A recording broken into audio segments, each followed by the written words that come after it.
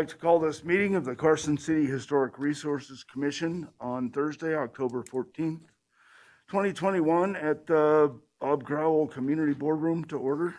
Danielle, can you call the roll, please? Chairperson Drews. Vice Chair Schmitter. Commissioner Block. Here. Commissioner Hayes. Here. Commissioner Darney. Here. Commissioner Smith. Here. Commissioner Spielda. A quorum is present. Thank you, Danielle. Item number 3, public comment. Members of the public are invited to address the commission at this time. Be reminded that no action may be taken on a matter raised under public comment unless the matter is already specifically agendized. Is there any public comment? You can also speak during when the item is called. Seeing none, we'll move to item 4 for possible action, approval of minutes from September 9th, 2021. Commissioners have a chance to review those. Yep, I move we approve the meeting notes from September 9th meeting. The motion, do I have a second? Motion and a second, any question? All in favor? Aye. Aye. Aye. Aye. Opposed? Motion carries unanimously. We're going to modify the agenda a little bit since the first 2 items won't have anyone present, so we'll move 5C to the first item and then take 5A and 5B at the end after we hear item D. So first item is 5C, HRC-2021-0312 for possible action. Discussion and possible action regarding a review of the information provided for compliance with the requirement for the applicant to submit to the Historic Resources Commission, HRC, for review and approval, archaeological due diligence and monitoring and curation protocols, condition number 7, of HRC 2021-0312, which proposes the construction of an apartment complex on property zone downtown mixed use, DTMU, located at 222 East Washington Street and 201 East William Street, APNs 2002-161-06 and 2002-161-07. Heather. Thank you. Heather Ferris for the record. This project was before the commission at your last meeting in September. The HRC approved the proposed apartment complex subject to 7 conditions of approval. Condition number 7 requires the applicant, prior to beginning construction, to submit an archaeological due diligence and monitoring and curation protocols. The applicant has engaged an archaeological consultant who has reviewed the guidance provided in the 2011 report and recommends utilizing the guidelines outlined in that report. Additionally, it is recommended that any contractors responsible for excavation and ground disturbing work be notified of the history of the site and trained on the main provisions of the monitoring plan. The commission should review the proposed approach and either approve it or provide additional guidance to the applicant in order to assist the applicant in meeting the condition of approval. I'm available for questions, and the applicant, Tony Hama, is here as well. Thank you, Heather. Any commission member questions or comments on this item?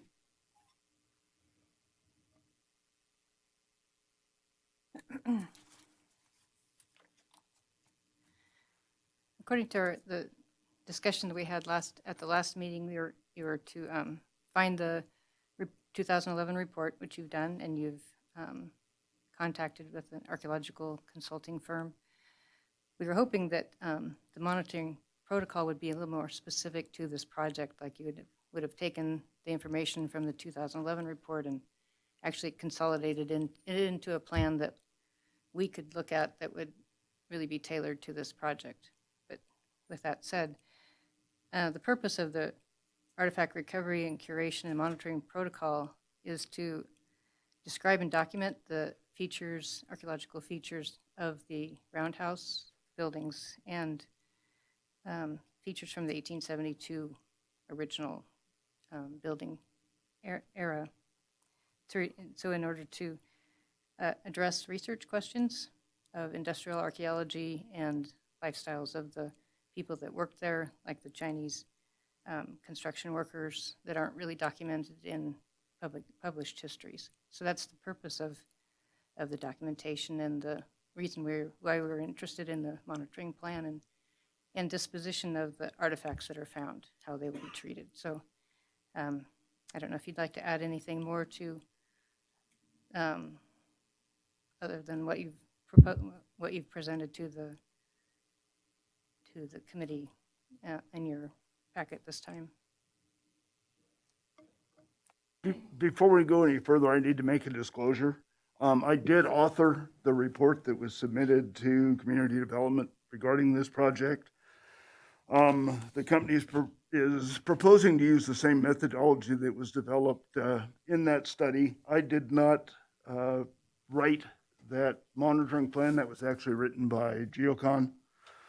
I'm not involved in the current project in any manner. I have no ties to the company, and I'm not receiving compensation or gifts related to this project. As a result, I don't see that there's any conflict in me discussing this project. Evening, Commissioners. Nice to see you again. In response to your question, Commissioner Drews, if there's specific additional reporting or documentation that you would like at this stage, I can certainly ask the archaeologists who I've hired to do that. After reviewing the 2011 study that Commissioner Drews put together, Mr. Speidel thought it was sufficient to follow the procedure in there. And then, we would meet with whoever the grading and excavation contractor is at the time that, we're about to start construction. That won't happen for quite some time. I mean, we wouldn't know who is going to be the grading contractor until after our plans have been approved and we put the project out to bid. So we're probably still looking at 10 to 12 months down the road. But, we've now engaged the company, Couts, to represent us on archaeological findings, and I'm happy to continue to work with the commission, between now and the start of construction on any further guidance or documentation that you would like to see. So if there is anything specific that I can go back to Jason Speidel with, I'm happy to do that. But he felt that what you had prepared, Commissioner, was sufficient in following that protocol, and anything that was discovered on the site that, had any significance.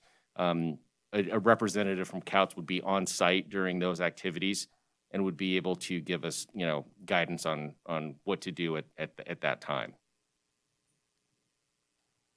Yeah, I think that, when I looked over that original document, and I see you brought it up again, if you could just make it more specific to your project, just, change some of the language in there to relate specifically to the project you're doing, and make sure, I can't remember, the earlier report's not attached to our packet.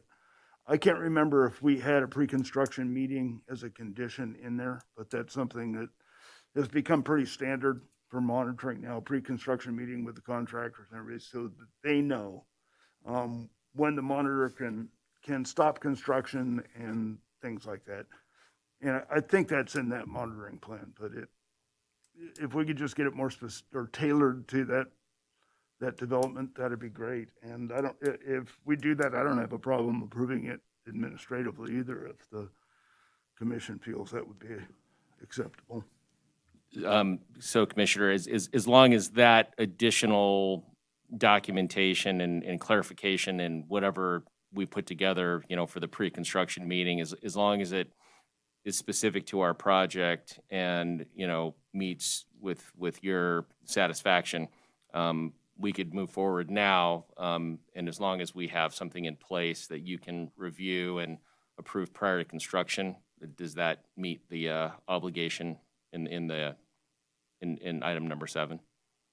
Yeah, I believe it does. And if we just make sure that the permit states that we're going to require monitoring as one of the stipulations for development. As part of the building permit? Yeah, that works. Schultz Ranch was an example of another project that had monitoring attached, and it was one of the stipulations for the project, and that worked really well. We can comply with that completely. Is there additional commission member questions or comments? Is there any public comment on this item? Hearing none, I'll entertain a motion.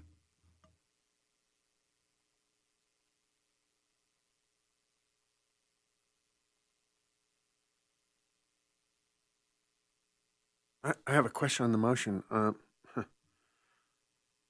Are we just saying that we're accepting the report and make a motion to allow the project to move forward?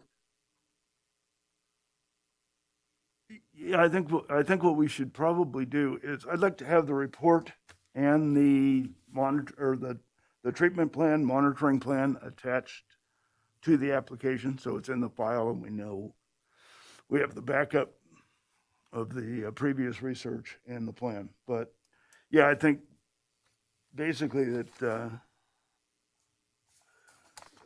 I think, Don, we can find that the monitoring and curation protocols as proposed are adequate, and that we'd just like it tailored specifically to the project. Okay, I'll take a stab. This is Deputy DA Todd Reese. If I could, it sounds like what you're suggesting is that you make a motion to approve the application, but that the applicant take one further step by making the architectural plan specific to his project. And if you wanted somebody, it wasn't clear to me whether you wanted that to come back to the board or whether you wanted it to just be included in the plan and have somebody make sure that it got into the packet of information. If it's the latter, you could designate either Hope or the chair as as a designee to make sure that happened and to approve it without the applicant needing to come back to the board. Whatever the board's pleasure is. Okay, I think, how does the board feel about administrative approval of the revised monitoring plan? I've got no issues with that. I think it just should be attached, that's all, yeah. Okay, so if you want to just include that, Don?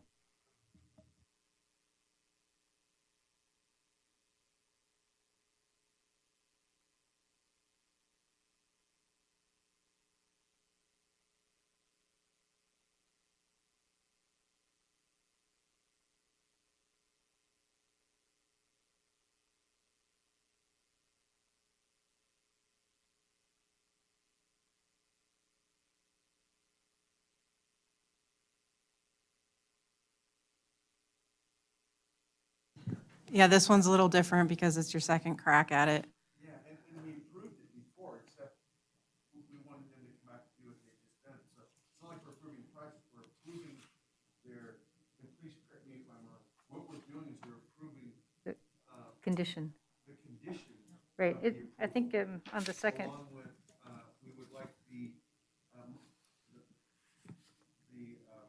observations to be more tailored to this specific project. If you look at the second paragraph, Don, I think that kind of summarizes what we'd asked, and I think that's what we want to approve, with the condition that it be tailored to specifically to the project, and the copies would be, with administrative approval, and the copies of the report and treatment plan will be included for the record. I would like to make a motion regarding Historic Resources Commission, item 5C, the HRC's approval was subject to 7 conditions of approval, signed notice of decision attached, including condition 7, which required the applicant to submit to the HRC for review and approval and archaeological due diligence and monitoring and curation protocols.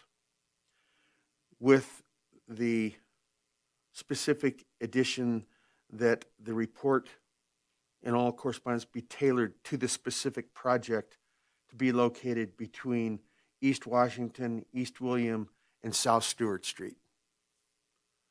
Will that cover it? I think all you need is the administrative approval piece. Along with the administrative approval from chair moving forward.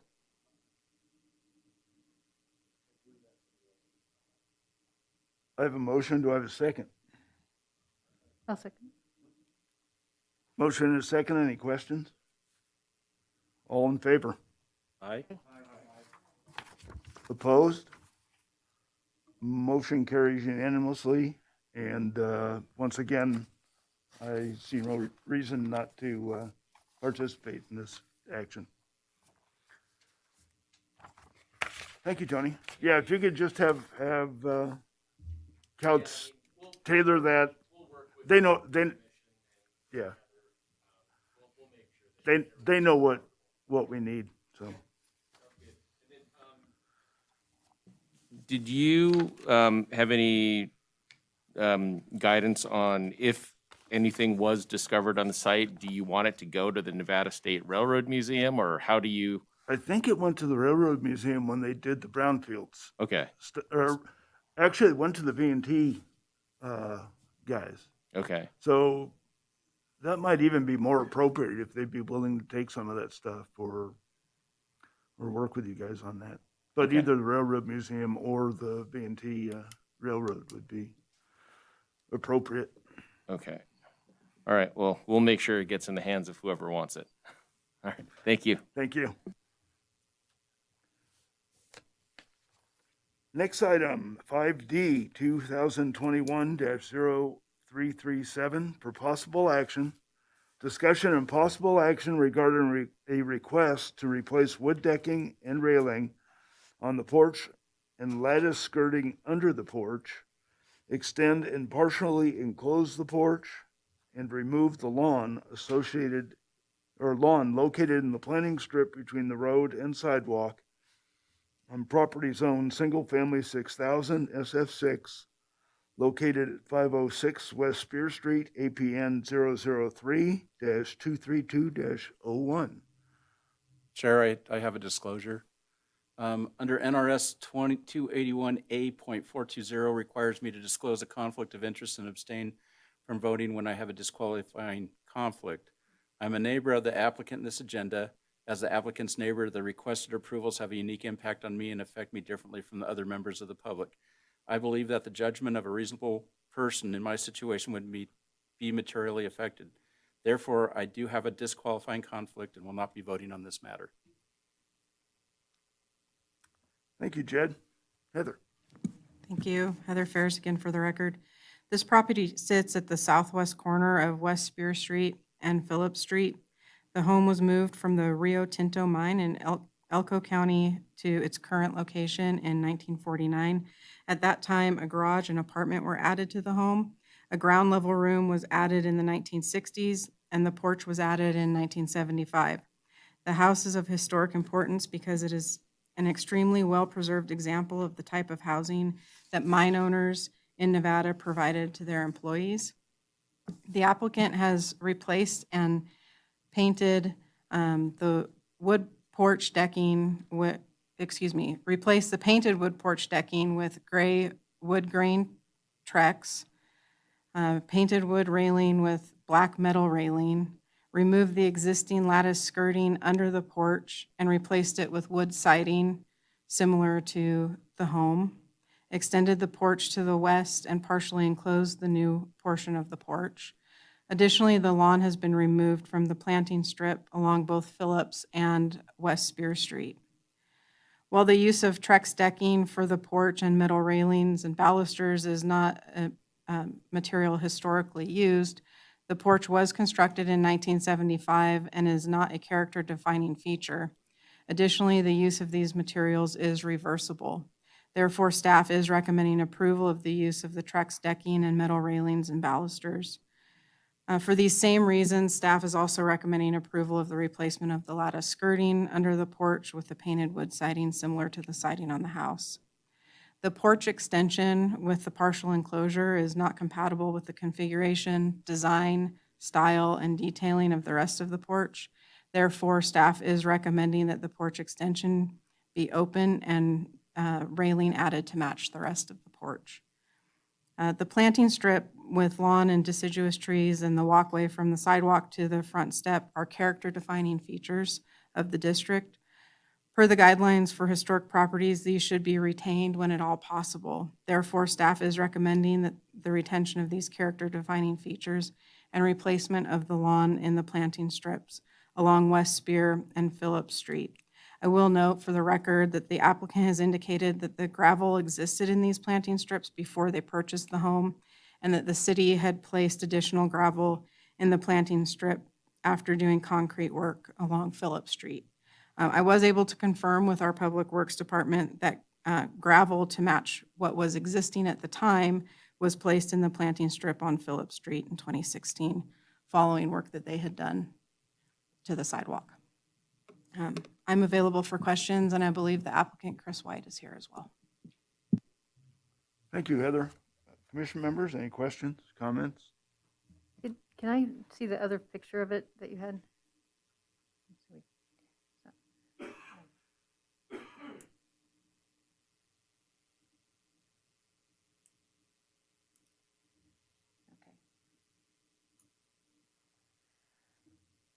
Okay.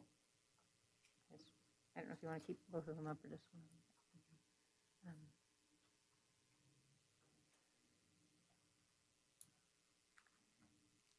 I have a question for the applicant. Sure.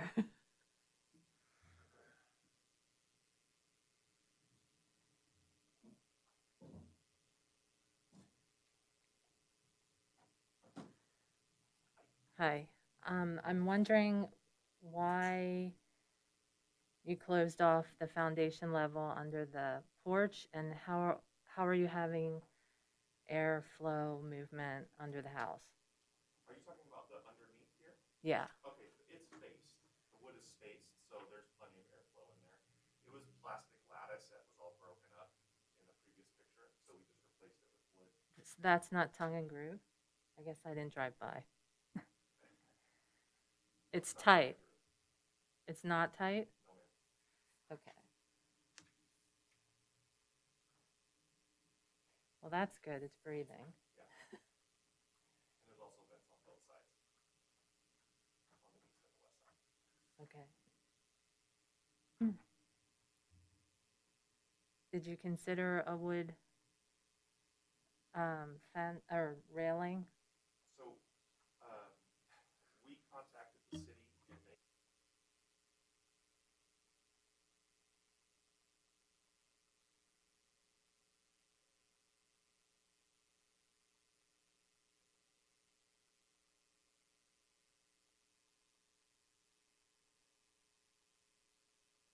last day of the project, which was July 7th.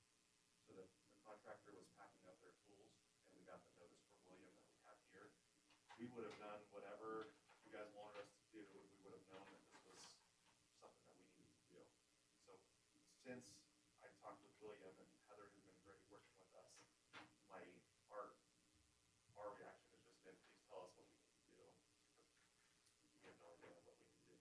So if anything, the reason why on my picture, the west side of the porch is enclosed because that's where our barbecue, our smoker, and all of that is. So before, when the wood railing was there, everybody had access to look at the back of our massive barbecue. So basically, it's either wood all the way or railing all the way, but it's just, we thought we were doing a service to our neighbors by having the barbecue up again, not knowing that this committee even existed.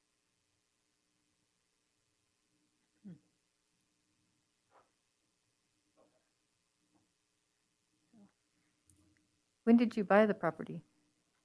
Or purchase it? My name is Vanessa, and it was May 2016. Okay. And you didn't receive anything in the mail saying that you were in the So historic district? after we talked to William, I called William back the day of the notice at 1:57 PM. He then transferred me to Linda, which I don't know who Linda is, but, oh, Lena, sorry, yeah, that actually says Lena.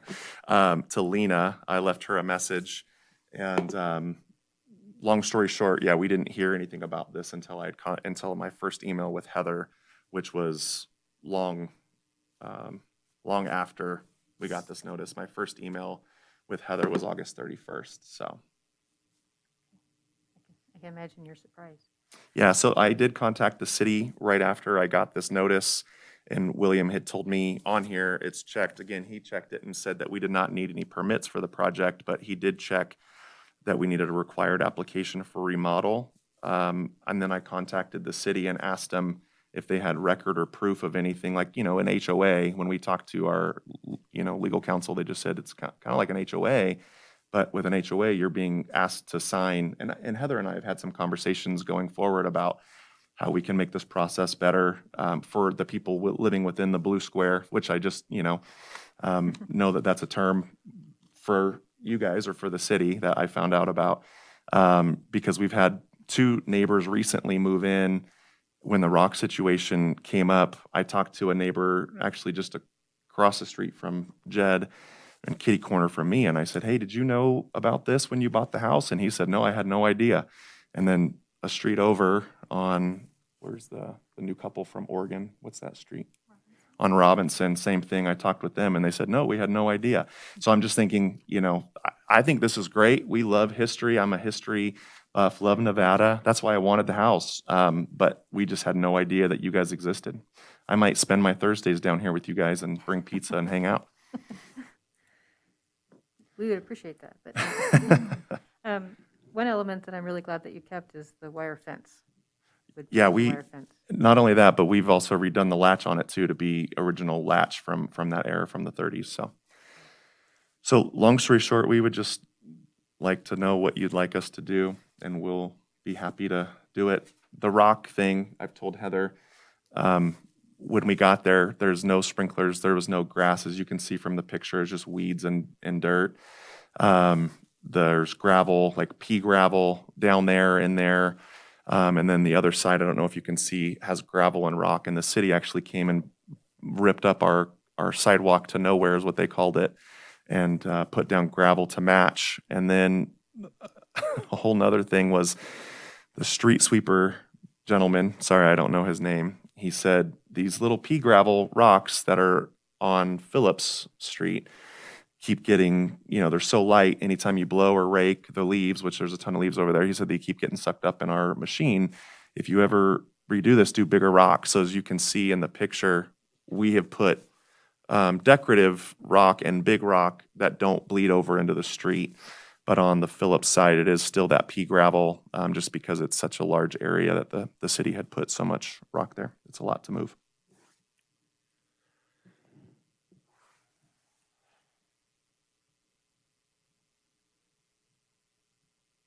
Michelle? How would we handle that?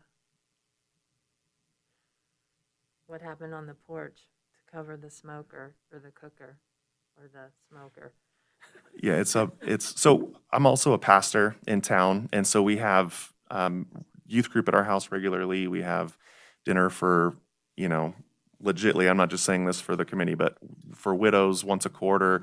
And so we do a lot of outdoor cooking. We have a lot of people over, and so we do have a large barbecue and a large smoker that is on that west side of the porch. So we're more than happy to put the railing. The railing would have been cheaper for us to do that anyway.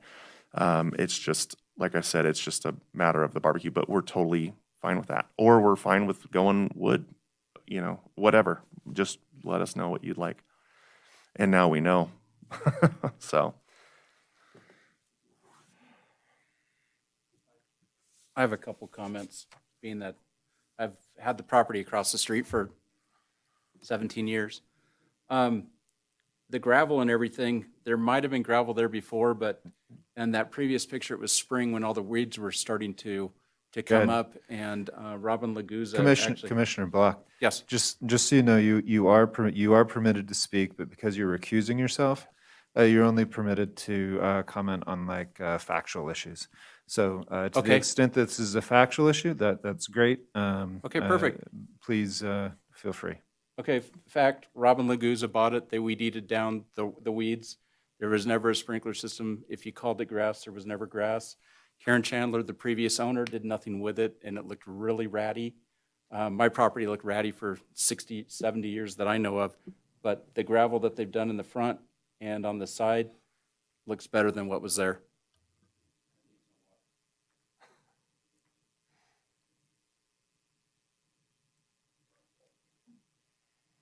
Mike? I usually, oh, sorry. Oh, I was just wondering if we want to take them as two separate discussion points, the gravel and then the facade of the house, the porch.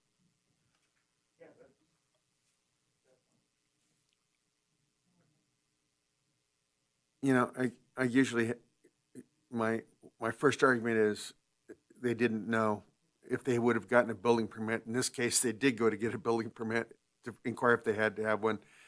It could have been a possible trigger, you know, looking at the address that, oh, you've got to do this. I also have a problem that they buy the property with the gravel in place, and then the city comes and puts more gravel in there. I think these are just really hard ones. I hate these. I hate these. I just don't, we had one a couple years ago where a lady replaced a fence because she did it with vinyl. And the houses on both sides of her had a vinyl fence, and we said, you got to replace the fence. And I'm going, I just don't think that, I personally can't tell them, take the gravel out.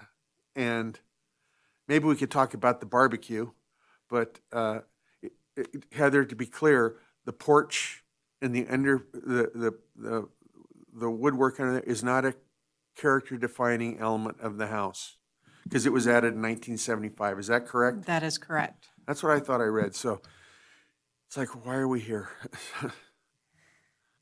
The facade of it's on the facade, so any, Oh, no. okay. But Michelle, that's why I asked, if it's not a character defining element, and I know it's on the facade, but it's determined because of when it was put on, it's like putting a garage next to it. You know, the house is still historic, the deck is obviously not historic, and it's not a character defining. So why are we looking, I don't know if we have any purview on how the deck can be constructed or what it's got to look like. That's the question I'm asking. Don, even though it's not character defining, it should, if you were to look at this house without a front porch, or even with the new front porch, modifications to it will or do affect the facade and everything else. And I think that's why we need to look at it, not because, Incorrected, Mike. I mean, from my perspective, that's exactly why we do, because it does reflect the character of the house and the neighborhood. Mr. Chair, for the benefit of the commission, I just want the commission to know that the staff reviews change of ownership on a monthly basis and sends a copy of the guidelines with a letter to every single new property owner. So when the Whites acquired this in 2016, they should have received a letter from me with a booklet that outlines all of the guidelines, as should have their Oregon neighbors. Is that a copy of the envelope with it? So this is actually what we were told we were sent from Heather, but the problem is when we called the city and told them that we did not need anything, and when we first moved in, Oh, no. we're passing mail back and forth. There's- I'm not addressing that part of it. I was Okay. just letting the commission know, because there were comments that people don't know what, and the comments aren't, they come up from time to time in these meetings. So this is not the first time it's come up. So and the commission gets frustrated when residents don't understand that they're in the historic district. So I want to remind the commission that we do send the booklet and the letter I to the new suggested- property owners. I Thank you. suggested to Heather that And also too, just even with our legal counsel, they said that this needs to be something more like an HOA where you guys have signatures and this is, somebody even comes and visits and says, I mean, there's not that many homes in this area, but to come and visit, in my opinion, before you buy the home, to know that you're mandated to these things. So just so that we're aware. So, because I mean, we've already spent resources and now we're going to be spending more resources possibly to do something different when we thought we were doing our due diligence to contact the city, or even, like you said, put the address should have triggered something. We just, we coulda, shoulda, woulda. So It's very similar to buying a building that's zoned commercial and you want to use it as a resident, so. just without being aware of it. Yeah, well. Yeah. Without a signature or being aware, legally being told. It's zoning is zoning, and you're in a zoning district, you get the packet that tells you what the responsibilities are. And There's no proof from the city that we received any of that, is what I'm saying. So for future, we're fine with that now. Now we know, our other two neighbors know now because I've talked with them, but going down and actually, I should have just stuck with my first line. We had recommendations that we would like to submit to the city and also for Heather and for you guys after the fact of, this is all. So whether it's the rock or the porch, we can do that. And then we have some comments that we would like to do going forward for people that move into the area. That might be helpful as somebody that's going through this process. So. Bob? Yeah, I'd like to add a couple things. As far as the facade goes, the only thing I have no problems with the materials, the railing, even the skirt. The only thing I have an issue with really is the barbecue, and not because it's covered and not because it's made with any particular material. It's about the mass of it being in the front, and it does obscure the elevation from the street of the house. I don't know I'm not objecting it to it being a solid. I just think that it's too in your Too face. much. Too in your face. It's not yeah. balanced.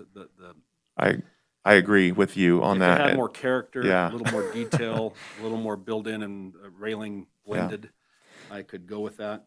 So but as it is, I think it's a little bit heavy. Yeah, the house directly across the street from us actually has a solid wood built-in porch. And the railing is probably 1.5 feet lower than ours, or the wood, I don't know, siding or whatever you want to call it. I'm not a contractor, forgive me, is shorter, obviously. And so I even thought to say whether you would prefer us to lower that and carry that around or carry the railing around. Again, just please let us know what you'd like and we'll make sure it happens. It might be something that we can do administratively, but I think I'd like to see either something added to it to give it more character. Maybe the railing does go around it, even though it's not even. We would just remove the wood or just and carry removing the wood and putting something different there that is lighter. or just a couple vertical posts to complement the vertical posts on the deck. Something along those lines. Yeah, I think what Heather had mentioned was to just carry the metal railing continuous around. And so we would just remove that backing completely and just put the metal railing to continue to make it all one. Yeah. Something looking. like that would, yeah. I think would be acceptable. As far as the gravel in the front, I concur with Jed that none of those strips have any water that I'm aware of. I've done a couple remodels on each side of that. I think we're trying to stay away from the lawn because of obvious reasons. The water resources and also, who mows it. I mean, each of you is responsible for these strips, if I'm not mistaken. And I like this material better than the pea gravel for sure. And I agree with the letter that you wrote about the irritant of having to maintain this. Yeah. Those are the kind of decisions we have to all be smart about. And we find something that doesn't work, we change it. And I think the city ought to take note of this. I also want to go back and have a voice of concern about the city's procedure. I don't know if they're not notified or when somebody applies for the permit that this should come up automatically. I apply for permits all the time. If we're in the wildlife interface, it pops a red flag up and I have to dance around it. Why isn't that the same? Should be the same thing for the historic district, in my opinion. The other side of the coin is also, I'm irritated about the contractor not understanding or knowing about needing any He's from permit. Reno, so he had no idea. I mean, yeah, Yeah, so, so that's a thorn in the side. I just want to let you know that, no, I understand. pass the word on that, Yeah, due diligence needs to be better done. yeah. But otherwise, I think it is what it is. It's your house. It's, whether the railing is black or white, that's up to you. We don't have any color purview here, so I don't have any problems with it. Like I said, just if you could do something with that barbecue, I'm fine with the rest. Yeah. So just to be clear, it's not a built-in barbecue. No, just that. Yeah, just a wall. Three-sided Yeah, thing around okay. it, yeah. Thank you. I just want to make sure I was clear that, Mhm. yeah, okay.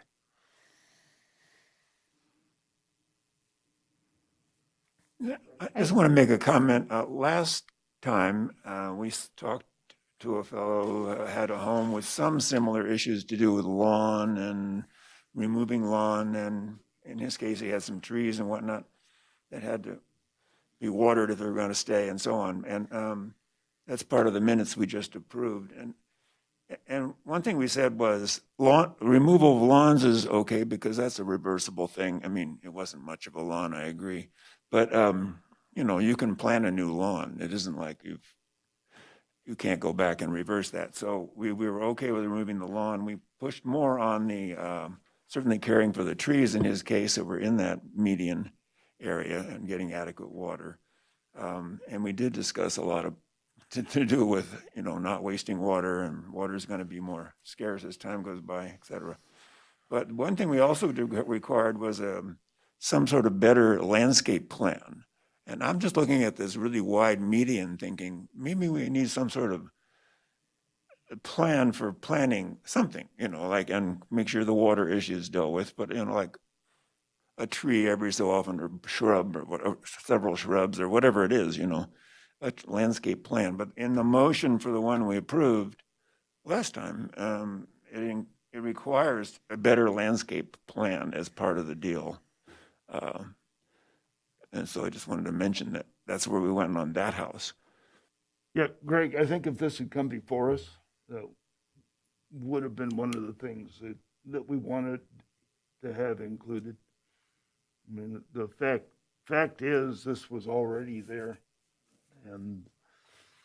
But yeah, I think it's important for staff to recognize that when these things come before us, if they are changing landscaping, we want a good landscaping plan with the building plans as well. Lou, do you have Yeah, I'd like to second what Rob said. I agree that the planting strip with the rock in it is probably not something we should worry about right now in the drought. If they're, in the future, if you wanted to plant bushes or a tree to sort of make it a little bit more pedestrian friendly, that would be great. And the wrought iron railing and skirting, I think, is fine for that house. I agree that the white barbecue surround is a little bit bulky and kind of grabs your attention away from the house. So I hate to say it, but I think removing that and putting the railing there would make the front of the house then not have that piece stick out so much. But I understand why you wanted to have it screened. So maybe if there's a different kind of screen, or maybe a little bit less obtrusive screen that you could put there, that would be better. But anyway, I agree with Rob's comments on that too.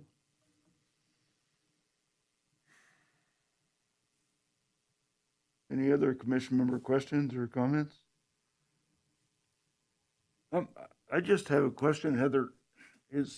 Are the wood piles stacked along that median conforming? Conforming to, To The any of our standards? code? It seems like it's a pretty solid fence. I believe it's their wood for heating. I don't think it's a fence. Not a fence. I would have to look to see if it's actually in the right of way or if it's on their property, but beyond Yeah, that, that's, yeah. that was Yeah. just my question. I don't know if, it's considered a fence or, I mean, it's obvious that it's stacked firewood, but Right. anyway, we have 7 conditions of approval. If we want to strike number 5, we should make that clear in the motion. Any other questions or comments? Is there any public comment on this item? Hearing none, I'll entertain a motion.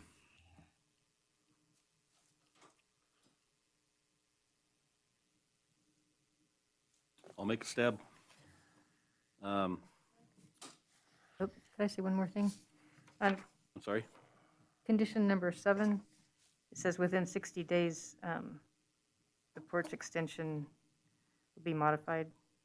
I was wondering if we should give them more time than that, because we're getting into the fall, winter season. It might be kind of difficult to get construction done. You want I- to do like 90? I appreciate that. I was actually just going to, before, if you guys went with that, I was going to comment and say, the weather is not an issue right now, but it could be tomorrow because it's Nevada. But the problem is the supply chain Yeah. finding the material. So I want to make sure to match the same exact fence. So I did look at that, and it's not in stock right now. It is planning to be back in stock, but it's just a matter of when. But We we'll, say like 6 months, or, Yeah, I Something think like that's reasonable. and then if you need more time, you can just contact. thank you very much. We appreciate that. We're good? Let's see here. I move that we approve item HRC 2021-0337, property located at 506 West Spear Street, with the conditions, the 7 conditions of approval by the listed in the application, with the exception of item number 7, extending what is now written as 60 days of approval. We change that to 6 months of approval for this application. Also adding the stipulation of approval that the barbecue screen, the 3-sided wood screen, be modified to something more compatible with the existing railing and facade based on administrative approval. That's in number 7, okay. Are we striking condition number 5? And we're striking condition number 5. I have a motion. Do I have a second? I second the motion. Motion and a second. Any questions? All in favor? Aye. Opposed? And 1 abstention?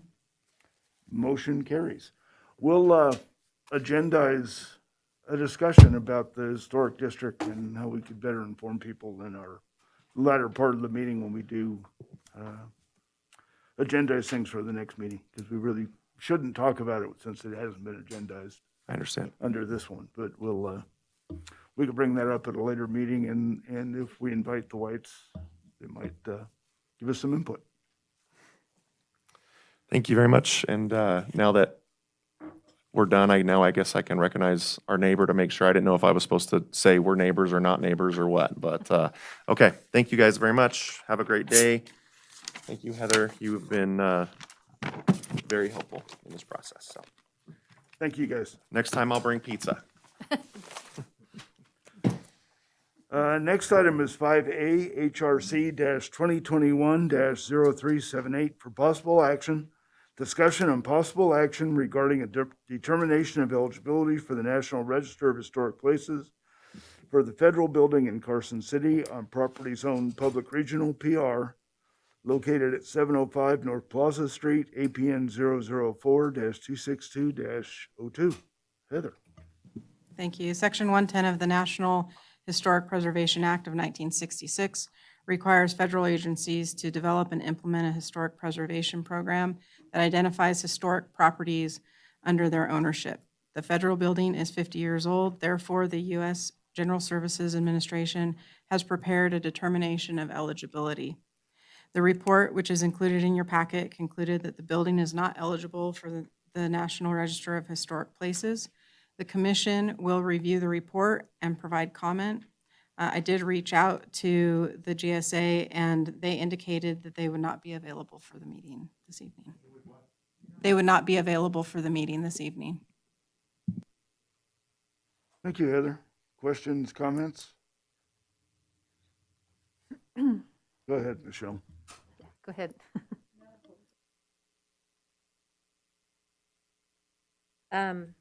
There was a couple of problems in the report as it relates to the Capitol and the plaza.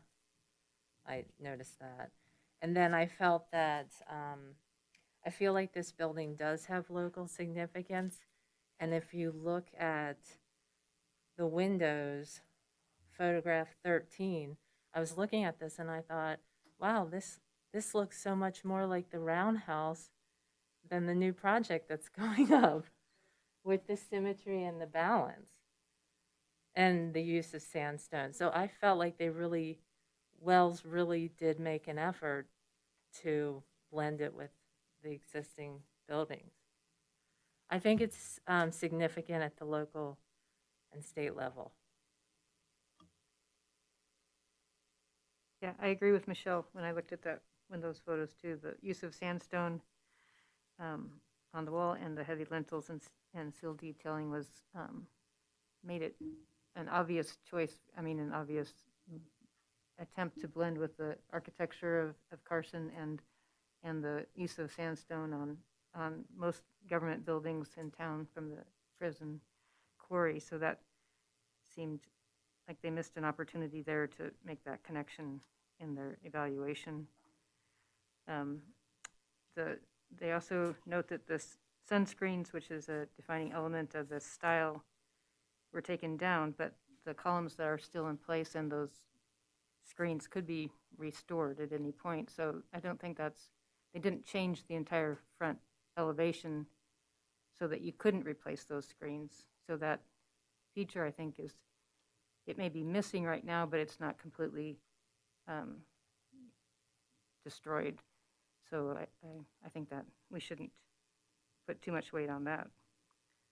It possesses the characteristics that they list as being, that make it eligible or not. The symmetrical scale, geometric forms, classical features with the colonnades, materials with precast concrete, glass and sandstone, patterned screens, which I said are missing, the formal landscaping, and the hierarchy of the interior spaces with the entry with the terrazzo flooring and the federal seal at the elevator doors. Obviously, the public space versus the private offices within the building. So it seems like this is a good example of this type of architecture.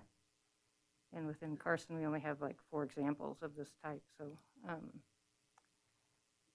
I would agree with Michelle that I think it's eligible at the local level. And we should suggest that GSA reconsider their evaluation criteria and submit that to SHPO with our recommendations that it should be considered an eligible property within the Carson City.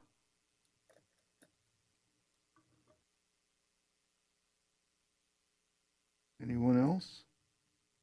Also, just to add on to what Luann said, I think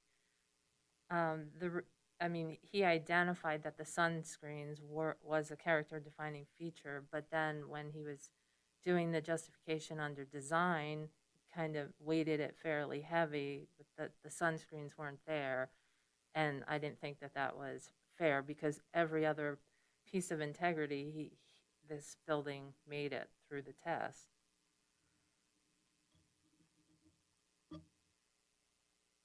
Any other comments? Jen? I have a comment. It's not sandstone, I don't believe, but at least somebody had a project and they were sympathetic to the V&T shops that were there across the street at the time, where you've got the big headers and the thing.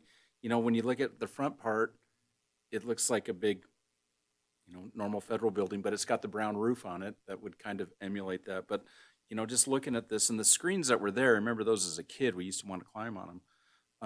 But I think for where it was pointing towards the roundhouse, I think they did a really good job. On the other side, they were pointing to the nugget, so I mean, it's emulating the nugget as well, and it's just kind of, you know, it's really cool that they did that, and to notice that and see that they were trying to do something that's no longer there is kind of cool. And the other thing that I appreciated was the history lesson behind the old federal courthouse that was on the Laxall building. And, you know, it got me thinking, well, the territorial legislature was at the Warm Springs Hotel. Then where were they between 1862 and 1871? And it was the Great Basin Hotel. And back in the day, they probably only needed a room. But it's kind of cool thing, cool information. Any other comments? I think the metal screens that were originally on that building were pretty significant, and there were discussions when they did the remodel about leaving those on. Was kind of the consensus of a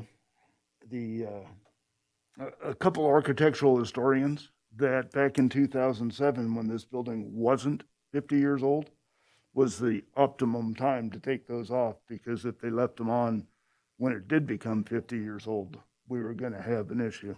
One of the arguments they make is that this isn't classic new formalism, that the Bank of America and Wells Fargo building are better examples. But they go on to say that it's also a great mesh of the international style as well. And I think that's one of the things that makes this important locally. It's not just a cookie cutter new formalism design.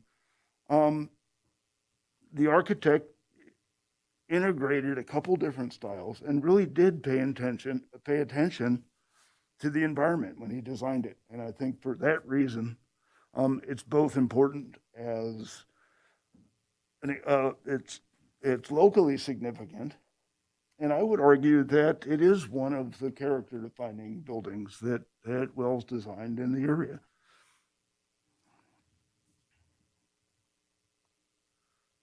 I think too that we don't have a context for this type of architecture in northern Nevada that this gentleman couldn't use to evaluate, and he used the federal GSA standards for federal buildings. So makes it a little bit more challenging, and I think that's why they come to us and ask us if we feel if it's significant at the local level.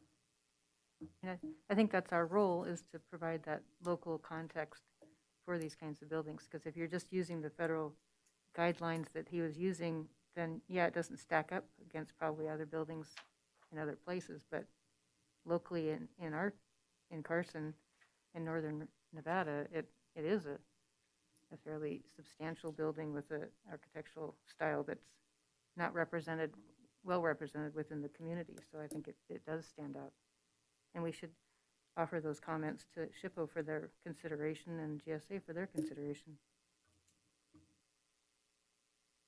Okay, do we need a motion on this, or can we just, Michelle, could you work with Heather to get a letter to SHPO summarizing our thoughts on this? Okay, so you guys can coordinate that, and we'll get a letter out to SHPO stating that we do think it is significant at the local level.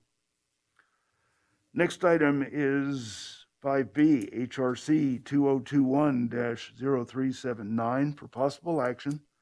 Discussion and possible action regarding a Section 106 technical report prepared due to federal permitting for telecommunications equipment at the Bristlecone Building on Western Nevada College campus on property zone public regional PR and located at 2201 West College Parkway, APN 007-521-001. Heather. Thank you, Heather Ferris, again for the record. A Section 106 is required in order to evaluate the proposed project's potential impacts on cultural resources, essentially because federal permitting is required. The report, which is included in your packet, concludes that historic properties will not be impacted by the project. This item is before the HRC as a consulting agency. I did reach out again to the contact listed on the report regarding the meeting and did not hear anything back, so nobody is here representing the report this evening. Thank you, Heather. Questions of Heather on this? It seems pretty straightforward. Am I missing something? I mean, But you one of know, the things that I noticed is missing is they talk about historic properties within a half a mile. The Raycraft Ranch is an historic property. It's listed on the register. The V&T Railroad is adjacent to that, to the campus. It's not the segment, I don't believe the segment through there is, I know it's not listed on the register, but I think it is an eligible property. And I think SHPO probably has some documentation on that, and they should probably add that to the document. I don't think there's there's an adverse effect from the cell tower, but that should be, that's information that's lacking from the document. It looks like the cell tower structure that they're adding to the building is only about 4 feet tall. Is that right? So it's not a huge tower. That's correct. Okay. That was my first concern when I started reading it. I was thinking, oh, great, we're going to have a great big beacon on top of this building. But so the 4 foot tall tower or antennas, I guess. Any other have questions a or problem with that. comments?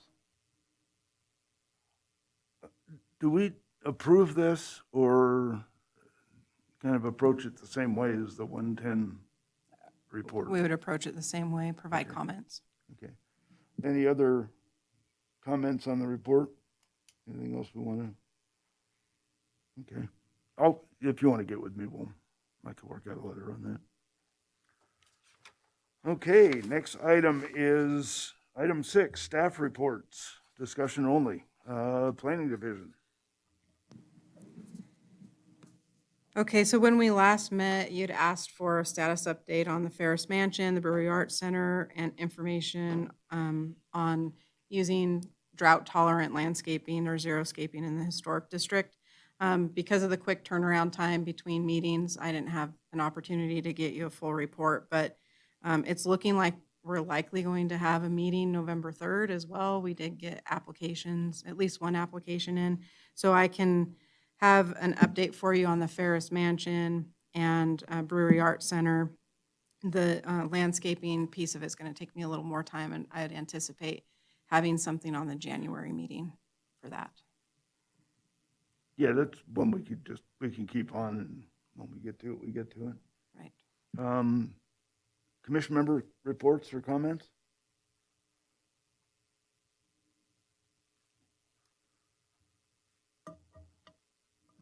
Did we mention our presentation?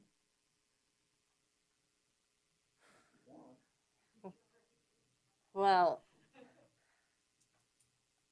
I was approached by the Carson City Historical Society to do a presentation on windows, and then I wrangled in Luann and Mike to help. So that's going to be on November 11th. Yeah. It's going to be on Zoom.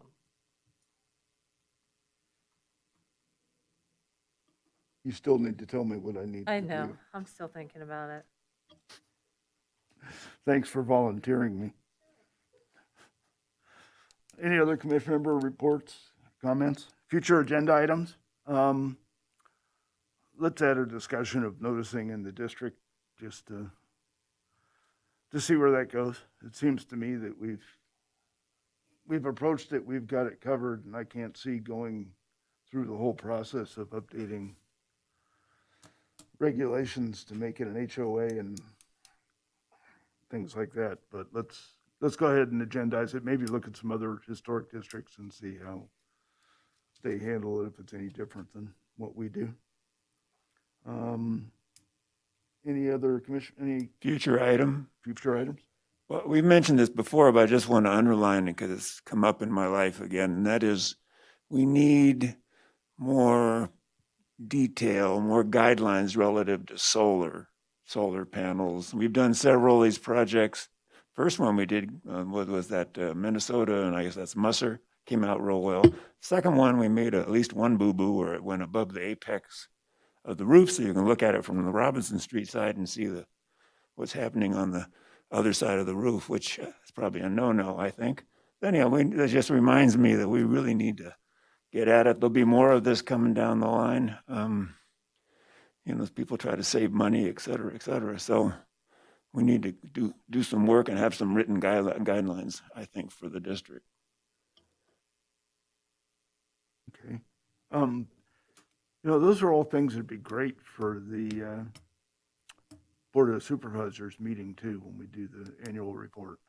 Just putting things like that on the radar to them. Any other commission member agenda items? Next meeting is scheduled for 5:30 on Friday, November 3rd, due to, why'd we do that one on Friday? Or I is that don't just believe that's a Friday. Okay. Okay. It's November 3rd, which is, I believe, a Wednesday or Thursday. Okay, is there any public comment? Hearing none, I'll entertain a motion for adjournment. Moved. Second? And second, all in favor? Aye. Aye. We're unanimously adjourned.